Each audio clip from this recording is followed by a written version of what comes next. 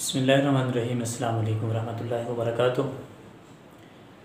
एक बूढ़े शख्स की मौत का वक्त जब करीब आता है तो वो अपने जवान बेटे को अपने पास बुलाता है और उसे एक घड़ी देता है। कहता है कि बेटा, ये घड़ी 200 साल पुरानी है और तुम्हारे परदादा ने मुझे ये घड़ी दी थी, और ये मैं घड़ी तुम्हें देना चाहता हूँ, लेकिन उससे पहले तुम्हें मेरा एक काम करना होगा। इस घड़ी को बाज़ार में ले जाओ और घड़ियों वालों से इसकी कीमत लगवाओ। वो जवान ले जाता है और जब वापस पलटता है तो आके बताता है कि बाबा, इसकी कीमत 5 दिरहम लगाई गई है।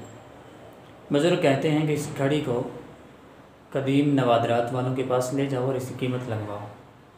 फिर वो जाता है और इसकी कीमत लगवाता है और वापस पलटता है और बताता है कि बाबा, इसकी कीमत 5000 दिरहम लगाई गई है।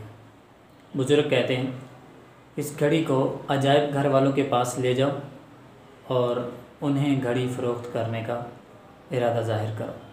वो लेकर जाता है और जब वापस पलटता है तो बड़ी हैरानी के साथ बताता है कि बाबा, इस घड़ी की कीमत 50,000 दिरहम लगाई गई है। घड़ी वही होती है, लेकिन तीनों जगहों पे उसकी कीमत अलग अलग लगाई जाती है।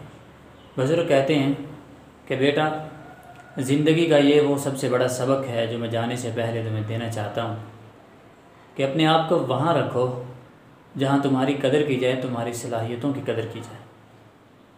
हम में से बहुत से लोग ऐसे हैं कि जिनकी नाकामी की वजह यही है, तरक्की में रुकावट की वजह यही है कि उन्होंने अपने आप को उस मकाम पे रखा हुआ है जहाँ पे ना तो उनकी कदर की जाती है, ना उनकी सलाहियतों की कदर की जाती है।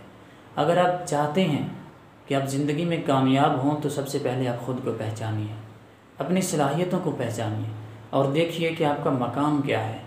आप किन लोगों के साथ जचते हैं, आप किस माहौल में सूट करते हैं, आपको किस सोसाइटी में रहना चाहिए, किस सिस्टम का हिस्सा होना चाहिए।